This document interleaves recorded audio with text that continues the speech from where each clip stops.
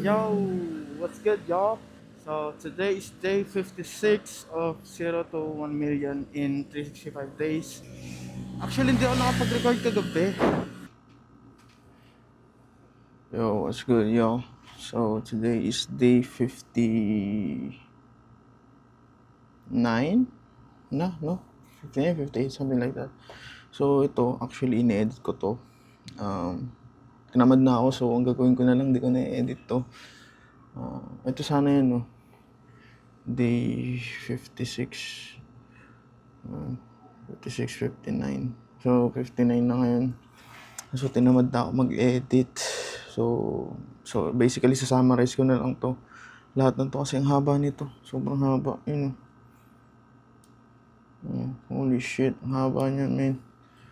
So, nasa ano yan? Kasama pa yung day 57. Tapos day 58. Tama. Bali day 59 na to. So basically sa-summarize ko na lang yung ang mga araw na yun dito sa video na to. So sa day 56, meron lang tayong kinita na meron tayong kinita na ito sa December 21. So yung mga focus, $136. So refresh as usual. Boom. Like I said, bumaba na talaga. And then day 57. Boom. Ito lang pala. So boom. $300. Like I said, bababa na talaga yan as expected. Next is 22. 22 lang. 344. At least meron pa rin, di ba? Actually, wala akong ginawa niyan buong mga ilang araw kasi dito yung GF ko. So, hindi ako masyado nakapag-work kasi more on kala lang kami. Shit like that. So, basically passive to. So, nung hapon yesterday, 218. And today is 24. Meron na lang tayong $62, which is one order. So, yeah. Basically, yun yung sinamarize ko lang or sinorkat ko na. So, para isang video na lang. Tinatamad na talaga ako mag-video. I-edit pala yung mga nirecord ko. Kasi hindi rin ako masyado wait lang, record ba? Yun. Hindi rin ako masyado nakapag video kasi ayoko nga maalaman ng Jeff ko. And, makita niya ako nagre-record pala. So, nakaya kasi. So, bali, yun, problema ko nga sa supplier ko, may mga orders kasi na stuck dun sa mga couriers or mga sa ibang state, no? Sa US, na stuck dun, hindi na ship. And then, problema rin sa supplier is yung hindi nila na-ship, so late nila na-ship. Kailangan ko pa paalalahanan. So, yun yung mga nakaka-stress doon.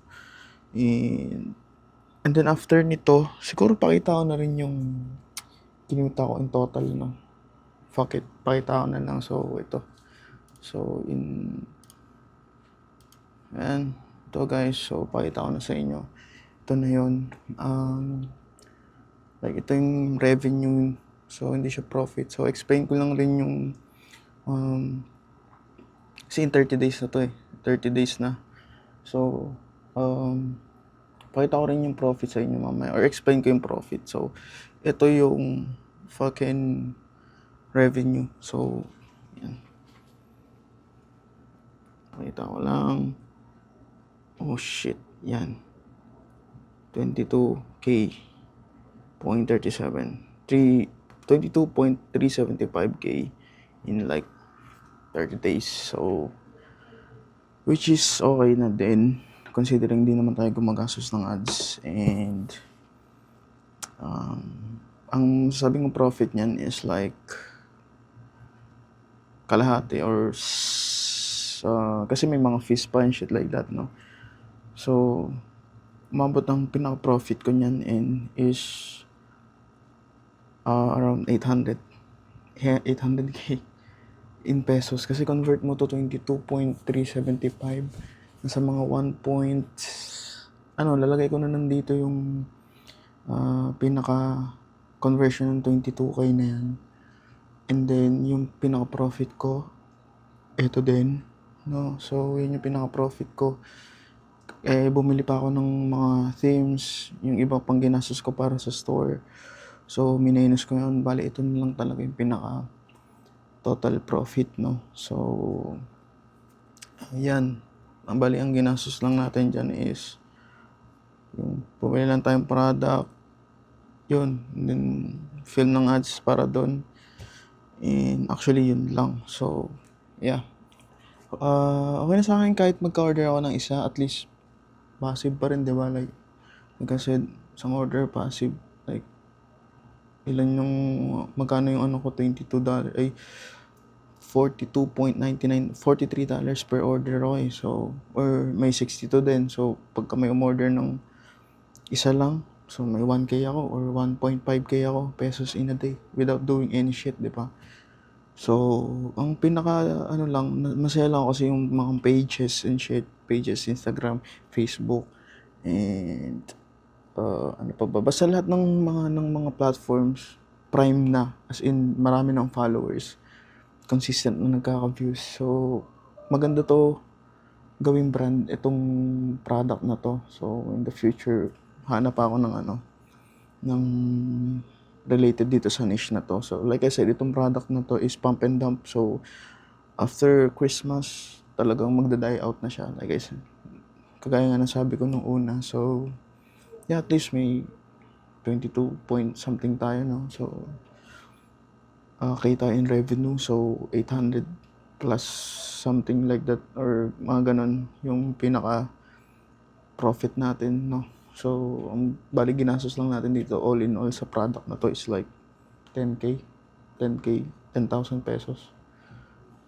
Di pa ako sa main domain. Siguro would say sa store na to is like 15k. So, pinaikot-ikot ko lang yun.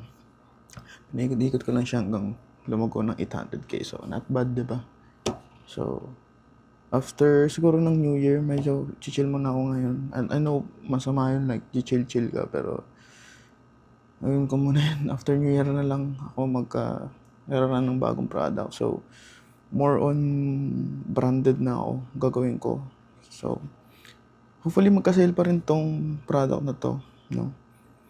No, kahit mga pa isa-isang sale lang sa isang araw, okay na yun. And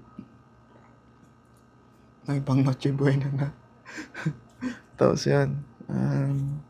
Yeah. And then tuloy tayo sa pagbili ko ng minivan. So, bibili ako ng minivan. Around 400k yata yun, ganun. So, gastos. So, at least, di ba?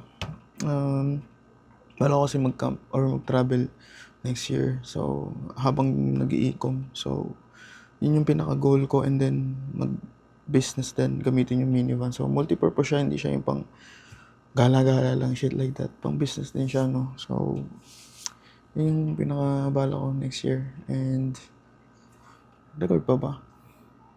Wala record pa. So, yun lang muna. Update ko na lang kayo tomorrow. Sa day 50... Wait. Actually, na-lost track na ako sa day 59, day 60, something like that. Basta ganun.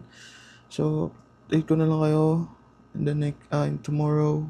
So, yun lang muna. Chill muna ako ngayong araw na to kasi Pasko, diba? So, 24. So, yeah. Thank you sa panonood. Peace. Sana supportahan nyo pa rin ako sa mga, or kahit manood lang kayo, kahit di kayo mag-subscribe, at least ma-share ko sa inyo yung journey ko, no? Sa pagbe-business. More on online hustle. So, sana panoodin nyo pa rin ako. So, yun lang guys. Peace. Bye.